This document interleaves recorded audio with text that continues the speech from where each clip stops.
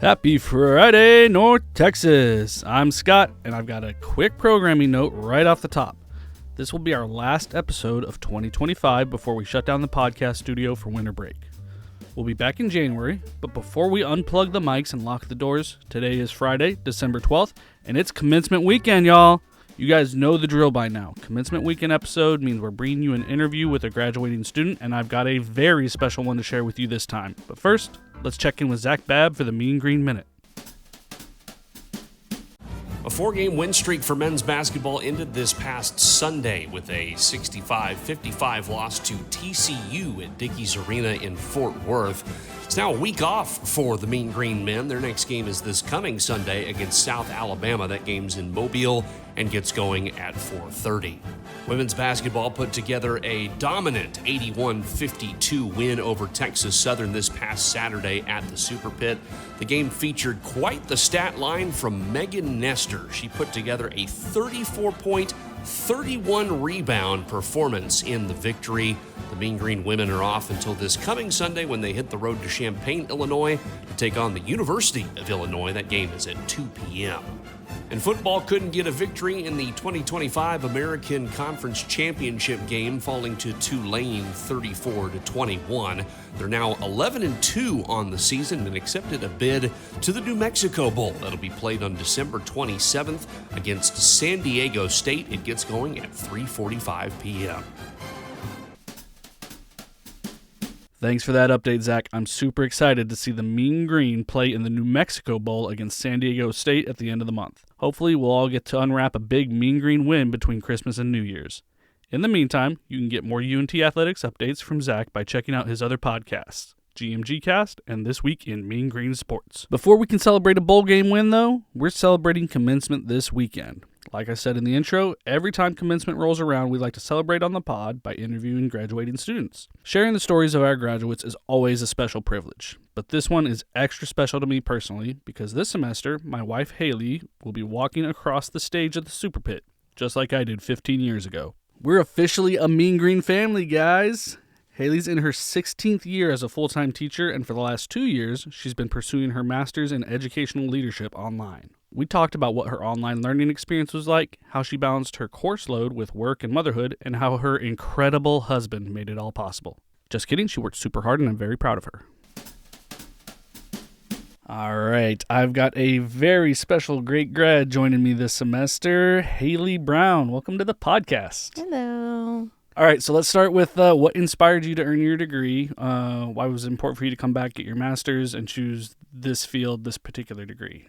So this is my 16th year in education, and I'm currently a dyslexia therapist in Denton ISD, so this is my second year doing that. Most of my career was spent teaching littles. I taught kindergarten for 11 years, and now at my campus I'm currently at, I taught kindergarten for a couple of years, and then did special education for a year, and now I am teaching dyslexia therapy, which I love. And I also come from a family of educators, so starting with my grandparents, our family, aunts, uncles, cousins, brother, sister, all in education. So I kind of always knew I wanted to be a teacher, but at teaching kindergarten, I realized I really enjoy teaching students the foundational reading skills, and I enjoyed it and I was good at it. So after a while of being in the classroom, I wanted to branch out and just kind of specialize in something. So I thought dyslexia would be a good route to go, really focusing on, again, the foundational reading skills. I got hired as a dyslexia therapist in my district, and then with that, I'm going through a 2-year CALT certification program to become a certified academic language therapist. And as of, I believe it was May of 2023, to be able to hold that certification, a master's is required. So that was sort of the point where I was like, okay, I need to do this. I've always considered getting my master's, but I wanted to be really sure of kind of what I wanted to get it in, and you know, it's expensive, so just being positive about the direction I wanted to go. And so that's kind of why I decided to get started and get my degree. Yeah. And I know you didn't get your undergrad at UNT, and we won't hold that against you, but was there a defining moment that you knew UNT was going to be the right fit for you for your master's? Yes, well, of course you work here. So that was a big part of it. But I also wanted to make sure I could do everything online because I am working full time and we have children. And so I needed a degree that would be offered online. And I don't think I mentioned this in the previous question, but the degree I'm getting is educational leadership. So I wanted to make sure I could do everything online. So that was really important. And then, of course, since you work here, a big part of like our decision together was the tuition benefit. So we could have made it work without it. And if I chose to go somewhere else, but like we could have gotten a loan or something like that. It would have been difficult, but we could have done it. But the tuition benefit definitely made the decision easier for us and kind of helped solidify that, along with the university offering the degree that I was going for and that it was all in line. Yeah. I obviously already know the answer to this, but did you know someone else who attended UNT? You did. I did. And I had uncles, aunts, cousins, and my grandparents even attended UNT way back in the day. Yeah. And then you've already touched on this a little bit. What are your intentions and aspirations after graduation? Yes. So I am currently a dyslexia therapist. I want to help struggling students learn to read. So that is what I'm really passionate about. Beyond that, I'm getting this degree to kind of help open some doors. I don't plan on, not being a therapist right now. I'm getting this degree so I can obtain my CALT certification. So that's kind of even a long-term goal I have in my mind right now. That's something I'm kind of really honing in on and becoming a lot better at. This is only my second year and I still feel like I have so much to learn. So going through my CALT certification program separately from this degree is kind of where I want to put my focus right now. But I like that I have this degree to give me opportunities in the future, even if I'm not sure what they are yet. Which class did you enjoy most, or was there a professor that had a big impact on your online learning? So I really enjoyed all of my classes. I felt like every class had something to offer to help make me a better educational leader in the future. I really enjoyed my school law class. It was a difficult class, I think partly because of the short time frame that we had. Each class is only 8 weeks. Mm-hmm. So, and it's so much information to fit in a short amount of time.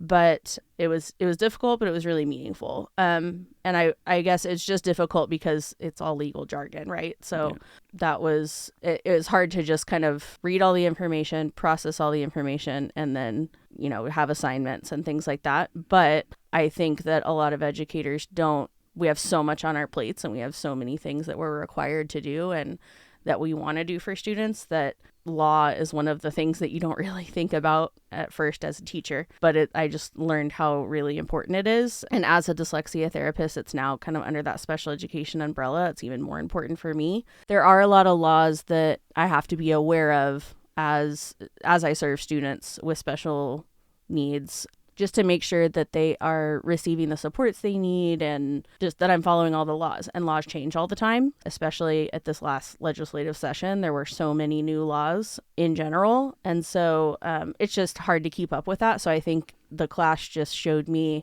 how important it is to kind of keep up with all the legislative sessions that come about, and that it affects me as an educator and it's going to affect my students. So I just found that class really interesting. I was really nervous about that class, but I found it to be one of the most beneficial for me. Another thing I liked about it was we had a couple guest speakers doing Zooms in the class. So we had the author of our book, Jim Walsh, and then we had general counsel from Denton ISD that spoke to us as well. So both of those speakers were really wonderful to hear and just giving us some expertise in the school law kind of field. And so I enjoyed that. And then as far as professors, I enjoyed all of my professors too. I would say Dr. Tiffany Newsom, I really enjoyed because of the feedback she provided. She gave a lot of specific feedback. She would go in and kind of mark certain things on papers and give different ways of saying things or suggestions on how I could make things better. And I really enjoyed that. In pursuing a principal certification or anything past just getting the leadership degree, you have to do additional tasks for the PASL. And so if you are pursuing that, she really helped kind of guide the assignments to help you get ready for that as a next step. And I really appreciated that. So you're applying everything you're doing in the course to the next step. So that was really helpful and made it more meaningful, I feel like. Obviously, as a non-traditional online student, you're not having the kind of traditional like campus community experience. Tell me, what, if any, kind of community you felt in your online experience at UNT? Yeah, so I wasn't really sure what to expect with the online experience, but as I started taking some of the courses, it was really nice to be able to have everyone's contact information. And there were certain courses where you would group up with people and were able to connect that way. Of course, through Canvas, we were able to communicate through messages. Again, we had some group projects and things that we would work on and mostly communicate through Canvas or create shared Google files and things like that where we could comment and discuss that way. But also just calling people and having discussions and just kind of building relationships that could go beyond the courses and just, hearing from different educators dealing with the same issues that I am, like, and getting different perspectives on different topics and different things that, I'm a public school educator, but there were also people learning that were just from in different positions that I was in, were maybe in private schools or charter schools or things like that. So they're just teaching in different settings than I am. So being able to gain perspective from other educators in different situations than me was beneficial. So I enjoyed that. Outside of academics, what has been your favorite part of becoming part of the UNT community? So the football team's been really good. So that's been pretty fun to watch. Bringing our kids up has been really fun. I think they've always been able to come up and see what daddy does for work and coming up to the office and all that kind of stuff. But, like coming up and picking up my cap and gown and that sort of thing, and them knowing like, oh, I'm going to school here. What does that mean? And I'm getting a degree. And that's been really cool too. And kind of bringing them to walk around campus, and you brought them up for lunch. And that's been really fun to just kind of bring them into the UNT community also. Yeah. What challenges, if any, did you face during your academic journey, and how did you overcome them? Well, there's been a lot. It's been a long 2-year process, multiple times where I'm like, I don't know if I could do this anymore. Of course, I'm a mom. We have 2 kids that are 9 and 6 now, so younger when I started this. I feel like I might cry. It's fine. Makes me sad. Being a mom and being away from the kids sometimes. Okay. So being a mom has been challenging during this time because that's been the hardest thing is, having to be away from the kids, or them wanting to go to the park and me having to do an assignment, or missing something on a weekend because I needed to finish something. Because my week is already, full of being a full-time teacher. I feel like I'm going to have to start over. No, you're good. Sounds silly. No. Being away from them, from my kids, has been hard. And at the beginning, they didn't really understand. Yeah. What, why I was doing this. And because when they say, oh, I have schoolwork, typically that meant, I was doing stuff for my job that I didn't get finished at work. But this time it meant, that I was working on something for my degree. So, that part was really hard. Just trying to be the best mom and be the best wife and be the best teacher. That's a really difficult balancing act. And I know I'm not the only person that deals with that. I'm sure a lot of people, maybe even listening, go through the same thing. And I had a lot of moments where I was like, why am I doing this? Like, what am I doing to myself? And are they going to remember this? And are they going to be, why didn't she go to the park with us? And all that kind of stuff. But just trying to remind myself why I'm doing it. That one day they'll understand that, why I'm pursuing this degree. And they'll be able to see the students that I'm helping, and this is temporary, and I don't know. Hopefully they can understand one day. Yeah. And they have you, so they have a fun daddy who takes them to the park and does all the great things with them that I may not have been able to do at the time, so I could get something done and still go to sleep before midnight and be able to have enough energy for the next day. So also during that time, I don't know, we just had a lot of personal stuff going on. Like you had your stroke after my first semester. I had a couple of foot surgeries. There was just a lot happening. Life didn't stop. Yeah, during these 2 Anything, years. it went harder. So, yeah. So I definitely had a lot of moments where I'm like, what in the world am I doing? Like, I need to take a break. But, like, no, the quicker I can get through this, I can reach the finish line and get to my goal and get back to having more time with them. And I think just, also just not being overly consumed in one area, just trying to find the balance, which you did a great job of helping me with. Like, having a good support system was, I don't know how I would have done it if I didn't have a good support system. Not just you, but like my parents being able to take the kids. Even if I wasn't working on something, if I had a day that I'm like, okay, I'm not going to do any schoolwork today, and just to have a day to reset was really helpful. We have so many family that I'm grateful, or so much family that I'm thankful to, that have kind of helped us within the last couple of years, whether they really knew how much it was helping us or not. It really was a big deal, and I don't think I would have been able to finish as quickly as I was without the support that we've had. But I also just was kind of determined to get it done, and it took me 2 years, and a lot of people can do it quicker than that, but I wanted to make sure. I don't think I could have done it quicker than that and not completely failed in one area of my life. So I don't know. I also hope that they can see at some point in their life, like, how cool it was that I did this. Yeah, they will. So they will. And then they can go back and listen to this. Yeah. Hear how much it meant. Talk about, I know your undergrad was kind of more traditional on-campus experience. What was it like doing the online experience for your master's? Did you have any reservations about that, concerns about that, and how did it work out? I was kind of nervous about doing it, just because for my bachelor's degree, it was all in person, and it was so long ago. Like I got my first job at 22, like I graduated at 22, and now I've been teaching for 16 years. So it's been a while, and I never took any online courses during my bachelor's degree. So I was just a little nervous about how it was going to work. I'd had a little bit of experience with Canvas and with, taking professional development courses and even teaching kindergarten. Like during COVID, all of our stuff was through like I created a Canvas course for my kids during COVID. And so I had some experience in that area. But as far as like being a student, I wasn't really sure what to expect in my first experience fully online. But I enjoyed that I was able to, mostly work around my schedule. Of course, there were some classes where we worked on projects together in groups and we kind of had to work together collaboratively, but it was nothing that was, too stressful or not able to be done. Everybody is kind of mostly everybody was in the same boat as me. Most people that I worked with they're also currently teaching and having different roles in the classroom right now. So everyone was really, understanding of all of our situations, and it worked out really well. So it was much more collaborative than I was thinking it was going to be. I enjoy learning from everybody.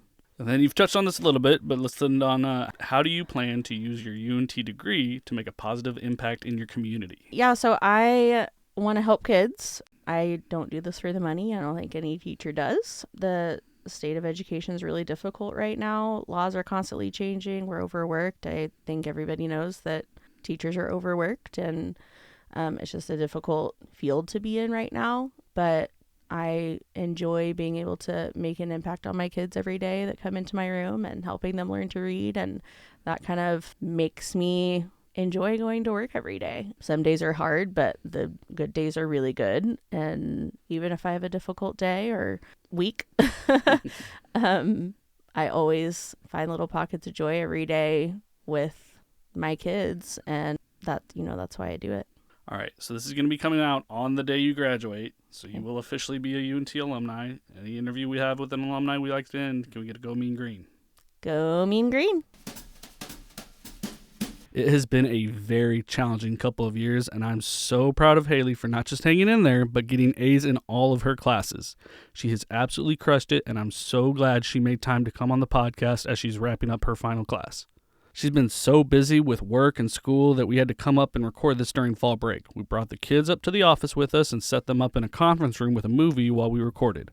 In fact, as a special holiday treat for you guys, I convinced my boss to let me bring back the bloopers for one episode only, so you'll get to hear the kids interrupt our interview. A couple times. Well, that does it for our final episode of 2025. We'll be back in January, but remember, you can always get in touch by emailing podcast@unt.edu or calling 940-565-4341. And don't forget to help us grow the show by telling a friend about the podcast, sharing it on social media, or leaving us a 5-star rating and review wherever you listen. Until next year, we hope you have a happy Friday, North Texas, and go Mean Green.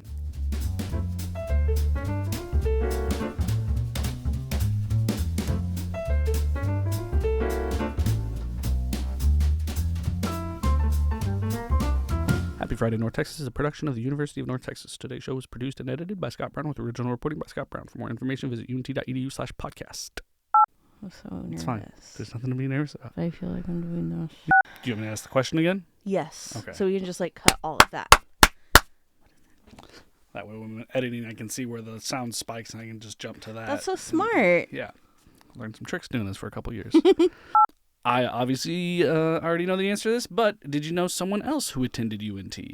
You did. I did. But I also had aunts, uncles, cousins, and even my grandparents. Interruption. Mommy, Daddy. Yeah, baby. So I rolled off the bean bag, Oh, no. and I hurt in my shoulder right here. Oh, that's your elbow. But I okay. hurt in my elbow right here. Okay. Are you all right? Yeah. Oh, good. He went on the bean bag and he was trying to get popcorn, but then he rolled off the bean bag and said his elbow hurt, but I don't see anything. Beanbags can be tricky. Yeah. All right, we're almost done. Okay. Okay. Watch your movie. Love you. Okay. Bye-bye. Bye-bye. Remember, stay off that white part, okay? Are you doing fine? Yeah, we're doing fine. We're almost done.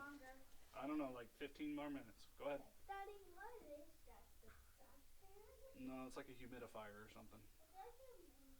I don't know exactly. Go on.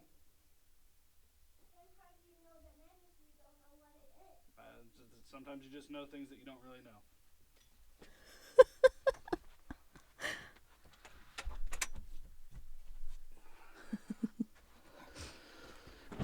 That's what it was like this whole 2 years. That's all going to get cut. All right. Some days are hard, but the good days are really good. And, I want to help kids learn how to read and be successful in that way. You ruined it. Last question. Mommy, Yeah, baby. my back is itchy, and when I scratch it, it just doesn't hurt. Okay. There's nothing there. We're almost know. done. I know nothing's on it, but it's still itchy. Okay. We're on the last question. Get out. I'm telling him Okay. not to come in here. Okay. We're almost done, guys. I was on the last question, I promise. You guys can sit there and watch if you want. You have to be quiet. Yeah, quiet.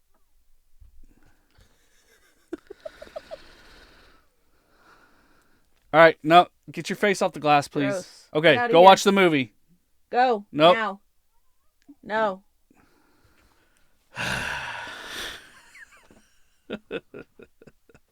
I don't even remember what I said at the end. Yeah, let's just do that one over. Dang it. It was good.